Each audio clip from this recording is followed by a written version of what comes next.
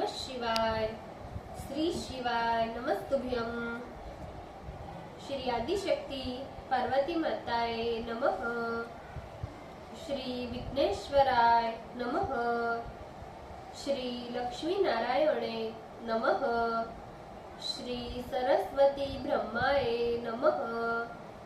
श्री सियारामे नमः। श्री रामदास हनुमाने नमः। श्री राधेश्यामे नमः।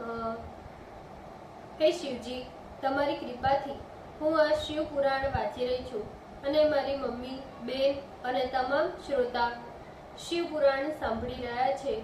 અમે બધા શિવ પુરાણનું જ્ઞાન પ્રાપ્ત કરી શકીએ એટલી શક્તિ પ્રદાન કરજો અને શિવ પુરાણનો તેજ સહી શકીએ એટલી ક્ષમતા પ્રદાન કરજો।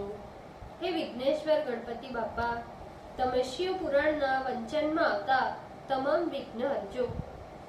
हे कृष्ण मनोहारिणी राधा जी, हे श्याम सुंदर, हे सिया राम जी, हे रामदास हनुमान जी, तमे शिव पुराण सांभळवा जरूर पधारजो અને મારા હૃદયમાં સ્થાન ગ્રહણ કરજો। ઓમ નમઃ શિવાય। શ્રી શિવાય નમસ્તુભ્યમ। पंचम संहिता त्रिचत्वारिशों अध्याय व्यास के पूजन प्रकार का वर्णन। Page number 1500। महर्षि शौनक बोले, हे सुत जी, हे व्यास शिष्य, अब आचार्य पूजन का विधान कहिए। इतना ही नहीं, पुराण सुनने के पश्चात क्या करना चाहिए ये भी बताने की कृपा कीजिए। सुत जी बोले, इस सर्वोत्तम कथा को सुनकर सह विधि भक्ति पूर्वक आचार्य का पूजन करना चाहिए और प्रसन्नता से उन्हें दक्षिणा प्रदान करें। पश्चात पुराण वक्ता को प्रणाम कर विधि पूर्वक हाथ एवं कानों के भूषण रेशमी तथा सूती वस्त्रों से उनका पूजन करे।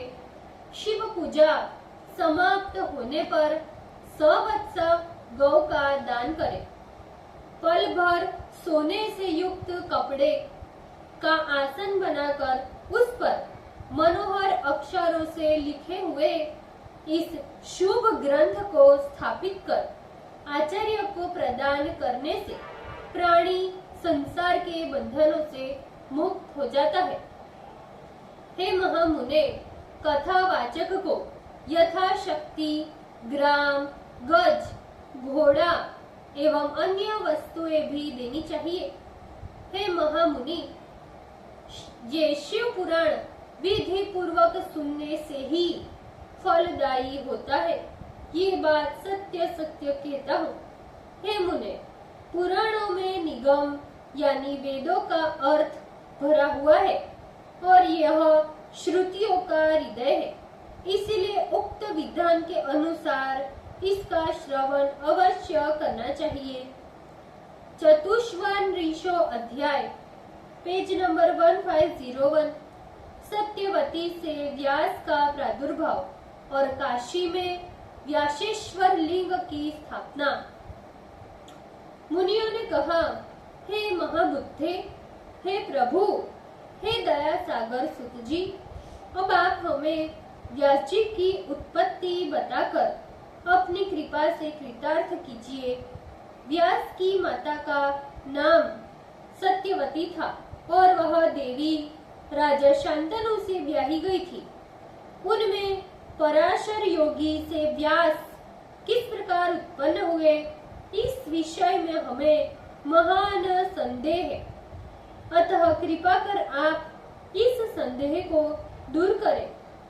सुत जी बोले, हे मुनियों, किसी समय तीर्थ यात्रा करते हुए योगी पराशर अपनी इच्छा से यमुना के मनोहर तट पर पहुंचे और भोजन करते हुए निषाद राज से बोले, तुम मुझे शीघ्र ही नाव से यमुना के उस पार ले चलो।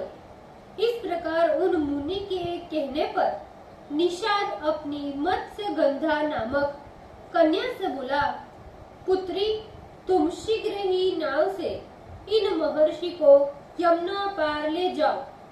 हे महाभागे, ये महर्षि दृश्यंती के गर्भ से उत्पन्न हुए चारों वेदों के पारगामी विद्वान एवं धर्म के समुद्र है और इस समय यमुना पार करना चाहते हैं। पिता के द्वारा इस प्रकार कहे जाने पर वह मत्स्य गंधा सूर्यकांति के समान तेजस्वी उन महर्षि को नौका में बिठाकर पार ले जाने लगी।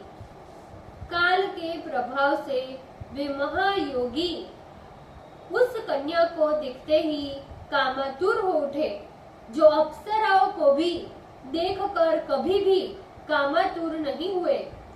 पराशर मुनि ने उस मनोहर कन्या को ग्रहण करने की इच्छा से अपने दाहिने हाथ से उसके दाहिने हाथ का स्पर्श किया। विशाल नयना उस कन्या ने हंसकर पराशर से कहा, हे महर्षि, सत्पुरुषों के द्वारा विगर्हित इस निंदनीय कर्म क्यों करना चाहते हैं? हे महामते, विचार तो कीजिए। आप वशिष्ठ जैसे महर्षि के कुल में उत्पन्न हुए हैं और मैं तो निषाद कन्या हूँ। फिर इस प्रकार का संगम तो आपके लिए सर्वथा अनुचित है। हे मुनि श्रेष्ठ, प्रथम तो मनुष्य जन्म ही दुर्लभ है, विशेषकर ब्राह्मण जन्म तो अति दुर्लभ है। उसमें भी तपस्वी होना तो अति दुर्लभ है। मुझे बड़ा आश्चर्य हो रहा है कि आप विद्या, शरीर, वाणी, कुल एवं शील से युक्त होकर भी इस प्रकार काम बाण के वशीभूत क्यों हो रहे हैं? इतना कहकर वह निषाद कन्या अपने मन में विचार करने लगी कि ये कोई ऐसा दिखाई नहीं पड़ता जो इस महर्षि को इस निंदनीय कार्य करने से रोक सके, क्योंकि उसे महर्षि के श्राप का भी भय था। ऐसा हृदय में विचार कर वह महामुनि पराशर से बोली, हे स्वामी, जब तक मैं आपको पार नहीं ले चलती तब तक धैर्य धारण कीजिए। सुत जी बोले, कन्या की बात सुनकर महर्षि पराशर ने शीघ्र ही उसका हाथ छोड़ दिया और नदी के पार चले गए। तदंतर पार हो जाने पर उस महर्षि ने काम के वशीभूत हो पुनः उस कन्या का हाथ पकड़ा।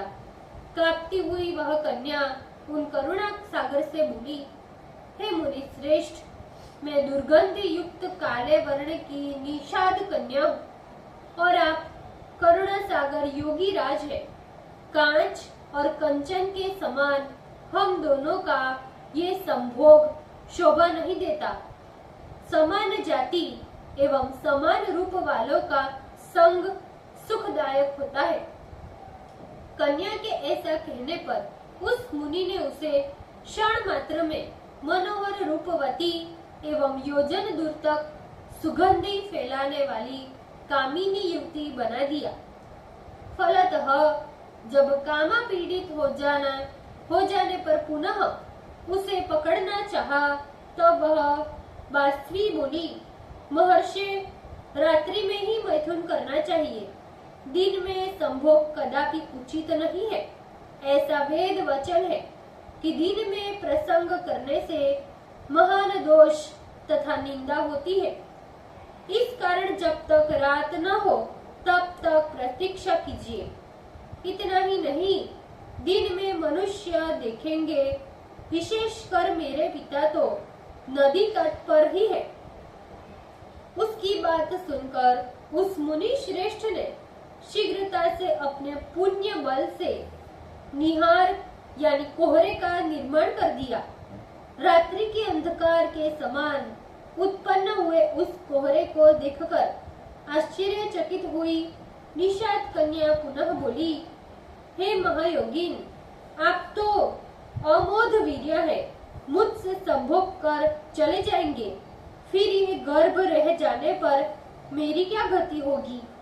हे महाव्रत, इस दुष्कर्म से मेरा कन्यात्व भी नष्ट हो जाएगा। सभी लोग मेरी हंसी करेंगे, तब मैं अपने पिता से क्या कहूंगी? पराशर बोले, हे बाले, हे प्रिय, तुम मेरे साथ स्वच्छंद सकाम हो रमण करो। मैं तुम्हारी जो भी अभिलाषा होगी उसे पूर्ण करूंगा। मेरी आज्ञा को सत्य करने से तू सत्यवती नाम वाली होगी। संपूर्ण योगी जन तथा देवतागण तुम्हारी वंदना करेंगे। सत्यवती बोली, हे महर्षि, यदि मेरे माता पिता एवं पृथ्वी के अन्य मनुष्य इस कृत्य को न जाने तथा मेरा कन्या धर्म नष्ट न हो, तभी आप मुझे ग्रहण करें।